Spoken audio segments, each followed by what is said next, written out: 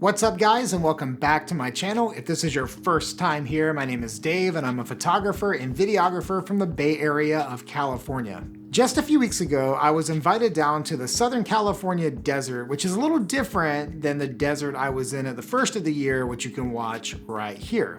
That desert was Alabama Hills, the Lone Pine area, all on the east side of the Sierras. This desert that I just got home from is out in Southern California towards the border of Mexico, near the Salton Sea and that entire area, which I'm gonna have a video about that experience a little later. But today I wanted to show you photos from Joshua Tree. So during my time down in the desert, we took about half of a day to go to Joshua Tree. And we were only there from around lunch through sunset. And it's a really big park, so we only could do like 2 spots really to do them well. And for me, I only do like 2 things when I'm multitasking really efficiently. If I get much more than that, I start to fall apart. So the 2 things I focused on were digital photography with the Leica M11 and the 35 Summilux and making sure I could be fully present and focused on getting great photos on that camera, as well as shooting with the Hasselblad 500cm medium format camera, which is a waist level viewfinder, looking down through that thing to make sure I could really get great photos on that as well.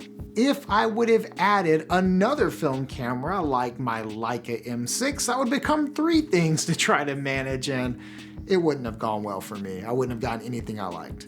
Additionally, and here's the unfortunate part for you, I also didn't get any video there to do any YouTube B-roll or show you the spots I'm exploring like I've done in prior videos in Yosemite or Olympic and other places as well. This video was really about being present and being a photographer, because at the end of the day, that's what I am. Before I do YouTube or video stuff, I am a photographer chasing after the experience of photography.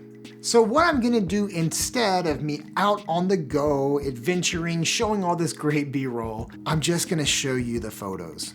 And you can look and see what shooting on the Leica M11 is like at a place like Joshua Tree in the middle of the day when it's as bright as can be through golden hour and sunset. I'm also going to show you what it's like shooting on the Hasselblad, what kind of photos that camera makes. You'll see shots taken on Ektar 100, which is a film stock that I'm not super familiar with. I don't shoot on it a ton, but I figured it was so bright there that Ektar would work well. I also shot on HP5 as well as Cinestill XX, which are both black and white films. And so you'll see some of those shots as well throughout this slideshow I'm going to give you. So let's talk for a minute about being a photographer before anything else. Because I imagine if you watch my channel or you're watching these videos, you're either identifying with me as a photographer or you're interested in getting into photography, or perhaps you are a photographer but you're interested in shooting on Leica. Whatever the case may be, I'd love to share with you a thought that I had while I was walking around shooting these photos. And let me interrupt real quick just to say a couple of things. First, if this kind of stuff is resonating with you, whether it's the photography or the philosophy we're talking about today, be sure to subscribe and join the channel. This helps create sustainability for this channel, so thank you guys so much for that. Next up, if you like the color grade that you're seeing on the M11 photos, that is from my shop, verygoodpresets.com. However, this color grade is not yet available. It's coming in a few months, but you can get it right now by joining the Patreon community. There's a link below, take you right to it. You can read all about it. And third thing, I am so pumped that this summer I'll be teaching a workshop right here in the Bay Area. We'll be going to a bunch of different locations around the Bay.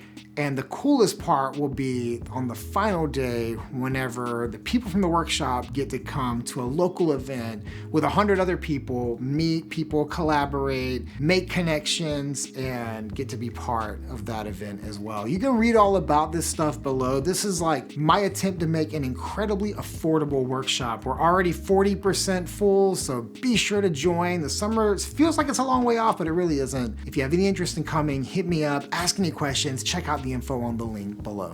I've quoted this before on this channel, and probably multiple times at this point, but it's really a quote that I live by, and it's something I heard in 2009 at a ranch in Colorado by an older gentleman, and it's been like a lighthouse for me for 15 years now. And this man said that two things greatly affect the heart: beauty and adversity. We all have adversity in common. We all go through adversity, and it can be as extreme as like truly having enemies and adversaries, or it could just be challenges that you face in your day-to-day life or in your art and your creativity. I mean, whatever it is, we all go through some adversity. And you cannot deny that adversity kind of wears you out and wears you down. So what is the answer for that adversity? And according to this older man that I met at this ranch, it's beauty. Beauty affects the heart as well as adversity.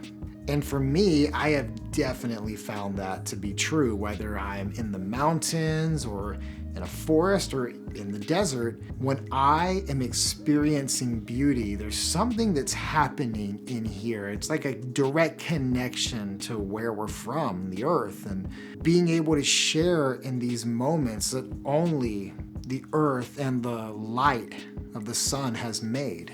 Those moments are really special for me, and I think it's really important while we experience photography and go out and do things like go get great photos, at the same time we take a minute and admire the place that we are in. We get still and listen to the quiet surroundings. I was among cactuses and rocks and Joshua trees and other plants, and I found a bunny as well. In moments like this, you can begin to experience a little healing and a little freedom that really only happens when you immerse yourself in beauty, things that create awe within us. And if you're not the type of person to feel awe when you see a beautiful scene, I would even say like maybe there's been a disconnect somewhere in your journey that you need to learn to reconnect and fall in love again with the beauty of the things that we capture. Far too many times I've seen this beauty taken for granted. I see it a lot around California because we have so many places that are so incredibly beautiful, but they're also very like Instagram popular. I'll use Alabama Hills as one since I was there just a couple of months ago. It never fails.